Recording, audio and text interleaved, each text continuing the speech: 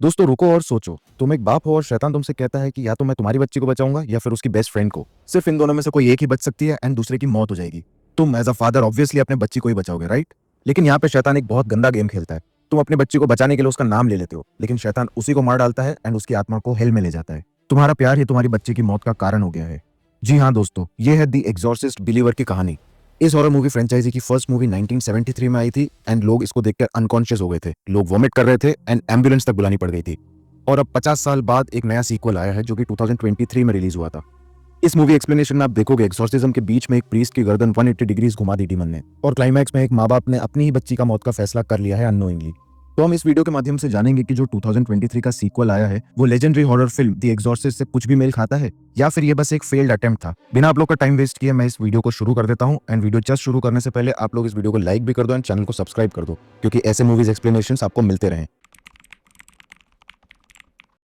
तो फिल्म की शुरुआत में हम लोग एक फोटोग्राफर कपल को देखते हैं जो कि हाईती पोर्ट पे प्रिंस में होते हैं, और जो वाइफ है वो प्रेग्नेंट थी। वहां की लोकल लेडीज वाइफ के होने वाले बच्चे के लिए प्रे वगैरह करते हैं एंड हम देखते हैं कि ये कपल काफी रिलीजियस है।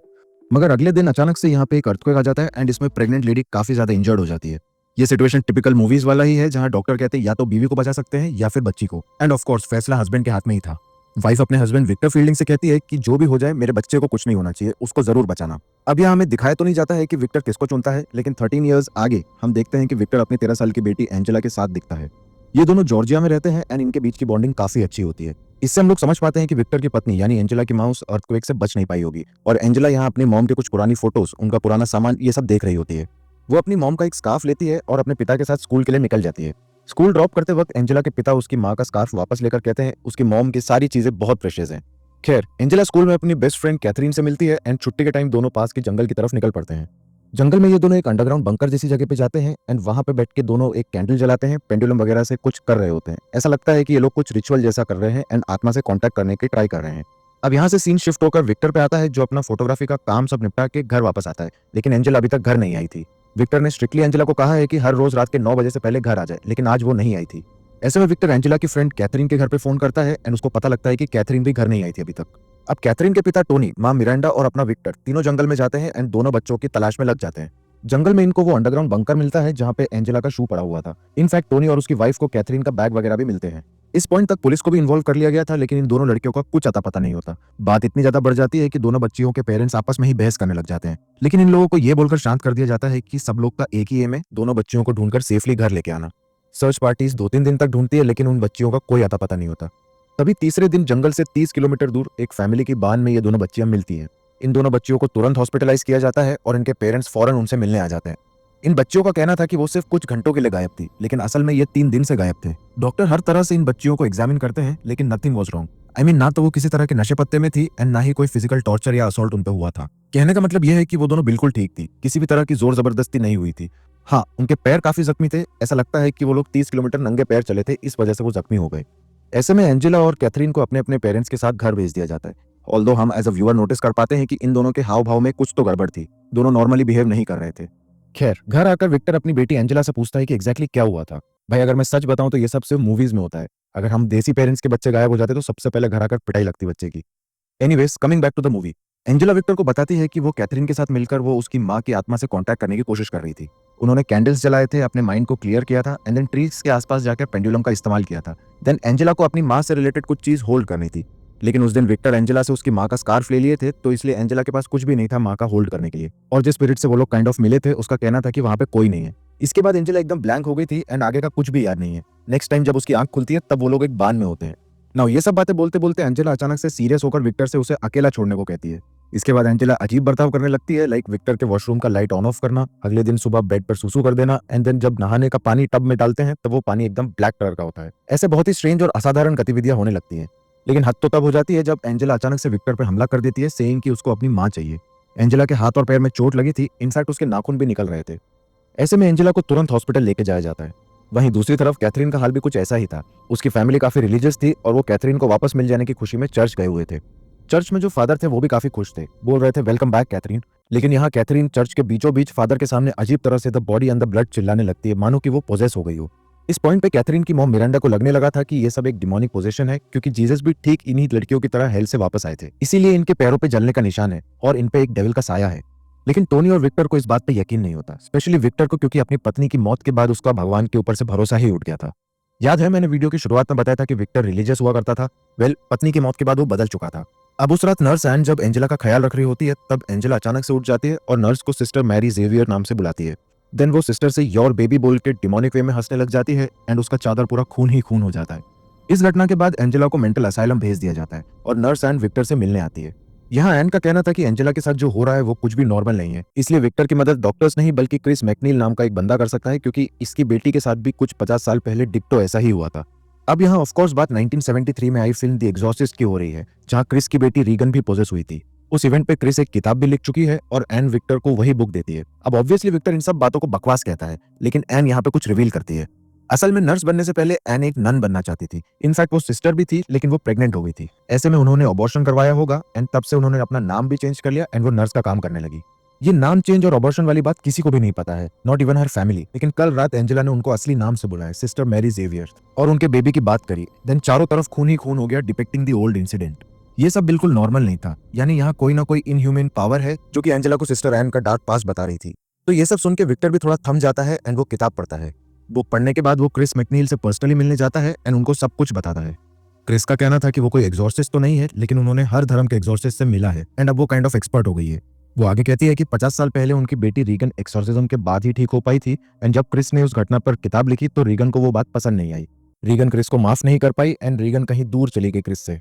क्रिस को तो ये तक नहीं पता कि उसकी बेटी कहाँ है, कैसी है, जिंदा है भी कि नहीं। खैर, इन बातों के बाद एंजेला से मिलने दोनों असाइलम जाते हैं एंड वहां एंजेला तुरंत क्रिस को देखकर पहचान जाती है, यानी ये कहीं ना कहीं वही 50 साल पुराना डीमन है। इसके बाद ये लोग कैथरीन से उसके घर मिलने जाते हैं एंड उसकी हालत बद से बदतर थी। मिरांडा एकदम डर की हालत में अपने बाकी दोनों बच्चों के साथ प्रे कर रही होती है एंड टोनी भी रो रहे होते हैं। ऐसा इसलिए क्योंकि कैथरीन पे डीमन पूरी तरह हावी हो चुका है एंड वो पूरे घर में उधम मचा रही होती है। विक्टर सबको संभालता है एंड वही क्रिस कैथरीन के कमरे में जाती है। यहाँ कैथरीन डिमोनिक स्टेट में रीगन की बात कहती है, सेइंग कि उसको पता है कि रीगन कहाँ है। कैथरीन कहती है कि रीगन मर चुकी है, नरक में है। यहाँ क्रिस चैंटिंग वगैरह करके डीमन को कहती है कैथरीन के शरीर को छोड़ने के लिए, लेकिन अचानक से कैथरीन एक क्रॉस उठाकर क्रिस की दोनों आंखें फोड़ देती है। डिमोनिक कैथरीन कहती है कि अब तुम अपनी बेटी को कभी नहीं देख पाओगे एंड इसके बाद कैथरीन को एकदम से मिर्गी जैसा दौरा आने लगता है। विक्टर तुरंत ही क्रिस को उस कमरे से निकालता है और सिचुएशन को कंट्रोल में लाने का कोशिश करता है, ऑल्दो क्रिस की आंखें अब चली गई थी। तो ये सब हो जाने के बाद एक फादर मैडॉक्स इसमें इन्वॉल्व होते हैं। वो चर्च वाले काउंसिल से एक्सॉर्सिज्म की अनुमति मांगते हैं, लेकिन of course like every other movie अनुमति नहीं मिलती। वहीं क्रिस की आंखों की मरम पट्टी हो जाती है एंड क्रिस विक्टर को कुछ ज्ञान देती है। क्रिस कहती है कि हर कल्चर में एक चीज कॉमन है एंड दैट इज पीपल। आसपास के लोग सबसे ज्यादा इंपॉर्टेंट होते हैं क्योंकि उनका भगवान में एंड एक दूसरे में भरोसा होता है। ये सबसे मोटिवेट होकर विक्टर डिसाइड करता है कि आज रात इन दोनों लड़कियों का एक्सॉर्सिज्म होगा। वो अपने एक दोस्त बीहाइव की मदद मांगता है जो कि अफ्रीकन टाइप के कल्चर को फॉलो करती थी। बेसिकली वो एक रिचुअलिस्टिक हीलर थी। तो एक्सॉर्सिज्म का प्लान तो बन गया है, लेकिन मैं आपको बता दूं कि एक्सॉर्सिज्म में हिस्सा कौन कौन लेगा। टोनी एंड मिरांडा होते हैं जो कि कैथरीन के माता पिता हैं। Then of course nurse Ann तो होंगी ही। विक्टर होता है एंड विक्टर का एक पड़ोसी था जो काफी हेल्पफुल था। देन बीहाइव एंड टोनी के एक लोकल चर्च वाला फादर, ये मैडॉक्स नहीं था, दूसरा एक लोकल फादर था। और हाँ, क्रिस इसमें पार्टिसिपेट नहीं कर पाई थी क्योंकि वो हॉस्पिटल में थी, क्योंकि उसने अपनी आंखें खो दी थी। खैर, ये लोग एंजेला और कैथरीन को घर लाते हैं। देन बीहाइव चौक से घर पे कुछ सर्कल्स और मार्किंग करती है। Then back to back 2 chairs को ड्रिल किया जाता है ताकि उनको कोई हिला ना सके। इन दोनों लड़कियों को उन चेयर्स पे बिठा दिया जाता है एंड बांध दिया जाता है। तभी यहाँ फादर मैडॉक्स भी आ जाते हैं, लेकिन वो एक्सॉर्सिज्म करने को मना कर देते हैं क्योंकि ऑब्वियसली उन्हें चर्च से परमिशन नहीं मिली थी। ऐसे में नर्स एन जो पहले नन बनना चाहती थी, वो एक्सॉर्सिज्म करने का दारोमदार उठाती है। तो ये सभी लोग बिना फादर मैडॉक्स के घर में एंटर करते हैं एंड वहाँ बहुत ज्यादा बदबू आ रही थी। सब लोग गौर करते हैं कि हार्ट बीट चेक करने वाली मशीन में इन दोनों लड़कियों की हार्ट बीट एकदम सिंक में थी। यहाँ पे सब लोग एक प्रोटेक्शन नेकलेस पहनते हैं, ताबीज जैसा कुछ, और फिर एक्सॉर्सिज्म शुरू कर देते हैं।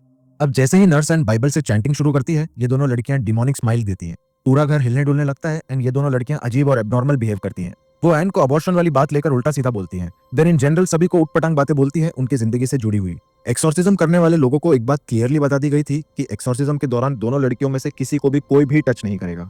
बीहाइव एंजेला और कैथरीन के ऊपर पानी जैसा कुछ डालती है जिससे इनके शरीर से वेपर्स उठने लगते हैं। देन वहाँ फायरप्लेस में आग लगाकर उसके धुएं से वेपर को कंज्यूम किया जाता है, डिपिक्टिंग कि एक्सॉर्सिज्म थोड़ा बहुत काम कर रहा है। लेकिन ये सब सिर्फ शुरुआत थी, अभी बहुत कुछ करना बाकी था। इस सब प्रक्रिया के दौरान Victor affected bowl of water को घर के ईस्ट में फेंकने जाता है, जहां उसे फादर मैडॉक्स दिखते हैं अपनी कार में बैठकर प्रे कर रहे होते हैं।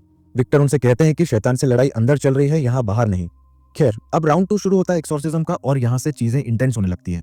जैसे कि नर्स एन जिस क्रॉस को होल्ड कर रही थी वो एकदम बहुत ज्यादा गर्म हो जाता है एंड नर्स एन का हाथ जल जाता है। देन यहाँ एंजेला के अंदर का डीमन विक्टर से बातें करता है एंड रिवील करता है। दरअसल 13 साल पहले जब विक्टर को अपनी वाइफ और अपनी बेटी के बीच में चूज करना था, तब विक्टर ने अपनी बीवी को चुना था। ऑल्दो चॉइस मैटर नहीं किया क्योंकि उसकी बीवी बच नहीं पाई थी एंड नवजात एंजेला को पेट फाड़ कर बाहर निकालना पड़ा था। डिमोनिक एंजेला कहती है कि तुम मुझे प्यार ही नहीं करते थे। तुम मुझे पहले ही मार देना चाहते थे, और इस बात से विक्टर बहुत ज्यादा अफेक्ट हो जाता है। यहाँ डीमन कहता है कि एंजेला और कैथरीन से वो एक बच्ची को तो पक्का मारेगा। अब इन लोग को डिसाइड करना है कि एंजेला को चूज करोगे या कैथरीन को। डीमन आगे कहता है कि अगर दोनों में से किसी को चूज नहीं किया तो वो दोनों लड़कियों को मार देगा। ऐसे में सभी लोगों के बीच में एक अनसेड म्यूचुअल ट्रस्ट था कि कोई भी एक लड़की को बचाने के लिए उसका नाम नहीं लेगा, वरना दूसरी बच्ची मर जाएगी। बट बात यह है कि यह शैतान की एक चाल है। सब लोग परेशान होकर हार मानने ही वाले थे कि तभी फादर मैडॉक्स की एंट्री होती है। उनके आते ही सबके अंदर एक नया जोश आ जाता है एंड फादर एंजेला और कैथरीन को टच करके चैंटिंग वगैरह स्टार्ट कर देते हैं। वो इनके अंदर के डीमन को गो बैक टू हेल कहते हैं। लेकिन इनसे एक भूल हो चुकी थी। फादर ने इन बच्चों को टच कर लिया था एंड डीमन उन पर हावी हो गया था। डीमन ने फादर की गर्दन को 180 डिग्री मोड़ दिया एंड फादर की वहीं पे मौत हो गई। ऑब्वियसली गर्दन टूट गई। इसके बाद तो यहाँ का हाल एकदम डिमोनिक हो जाता है। विक्टर तुरंत अपनी बीवी का स्कार्फ लेकर एंजेला को लपेट देता है एंड कहता है, मुझे तुमसे ये स्कार्फ नहीं लेना चाहिए था, अपने होश में आओ, डीमन को भगाओ, वगैरह वगैरह। वहीं कैथरीन एकदम से कहने लगती है कि मेरा क्या होगा, मैं मरना नहीं चाहती, और सभी लोग वहां पे टूट जाते हैं। और ऐसे में कैथरीन के पिता टोनी एकदम से कहते हैं, मैं अपनी बेटी कैथरीन को चूज करता हूँ। ऐसा होते ही एकदम से एंजेला अपने पिता पर अटैक कर देती है। उसकी हार्ट बीट तेज हो जाती है एंड वो हवा में लेविटेट करती है। देन वो बहुत ज्यादा खून की उल्टियां करती है और एकदम से हार्ट बीट मशीन पे फ्लैट लाइन आती है, यानी एंजेला मर चुकी थी। वहीं दूसरी तरफ कैथरीन नॉर्मल हो जाती है और विक्टर अपनी बेटी को पकड़कर रोने लगता है। लेकिन तभी आता है कहानी में एक ट्विस्ट। हम कैथरीन को उसी अंडरग्राउंड बंकर में देखते हैं, यानी वो मन में वहां होगी जहां डेविल उसे कहता है आई चूज यू। यानी कि टोनी का चॉइस ही डेविल का चॉइस बन जाता है और वो कैथरीन को चूज करता है। देखा जाए तो डेविल इनके साथ गेम खेल गया था, जहां इनके बचाने वाले चॉइस को ही मार दिया था इसने। होता भी कुछ ऐसा ही है। एकदम से कैथरीन मर जाती है और एंजेला को होश आ जाता है। एंजेला ठीक हो चुकी थी। सभी लोग शॉक में थे, लेकिन कहीं ना कहीं सब लोग समझ चुके थे कि विक्टर की बेटी एंजेला बच गई है और टोनी की बेटी कैथरीन नहीं बच पाई। थोड़ी देर में पुलिस वगैरह वहां आ जाते हैं एंड फादर मैडॉक्स और कैथरीन की बॉडी को लेके जाते हैं। आगे अब हमें कुछ दिन बाद का सीन दिखाया जाता है, जहां एंजेला अब नॉर्मल हो चुकी है और वो विक्टर के साथ वापस बॉन्ड कर चुकी है। वहीं टोनी और मिरांडा की फैमिली कैथरीन की मौत से कोप अप कर रहे होते हैं। नर्स एन यहाँ कुछ डेविल गॉड का लेक्चर देती है, जहां डेविल चाहता है कि हम गिव अप कर दें, लेकिन गॉड को याद करो एंड कभी गिव अप मत करो, वगैरह वगैरह। मूवी के एंड में हम अंधी क्रिस को देखते हैं, जो अपने घर पे है एंड उनसे कोई मिलने आया होता है। ये कोई और नहीं बल्कि उनकी बेटी रीगन थी, जो कि अब वापस आ चुकी है एंड यहीं पे अब मूवी फिनिश हो जाती है। तो दोस्तों, ये थी फिल्म द एग्जॉर्सिस्ट बिलीवर की कहानी। और यहाँ प्लॉट एकदम सिंपल सी होती है, तो कुछ खास एक्सप्लेन करने को बचा नहीं है। वैसे मैं आपको बता दूं कि फिल्म के 2 और पार्ट्स आने वाले हैं। जी हाँ, यहाँ एक ट्रायलॉजी का प्लान है, इसीलिए रीगन को वापस लाया गया है। तो देखते हैं कि आगे की फिल्म्स कब तक आती है और कैसी रहती है। ऑफ कोर्स ये इस फिल्म के परफॉर्मेंस पे डिपेंड करेगा। अब जहां तक बात उस डीमन की है, तो मैं उस पर एक अलग से वीडियो लाऊंगा, अगर आप लोग कमेंट सेक्शन में बताते हो कि आप लोग इंटरेस्टेड हो इस चीज पे। खैर, वीडियो पसंद आई तो लाइक करें और शेयर करें, साथ ही बेल आइकन जरूर दबाएं, क्योंकि हम अपने चैनल पे ऐसे वीडियोस लाते रहते हैं। मिलते हैं हम अगले वीडियो में, तब तक के लिए डरना नहीं।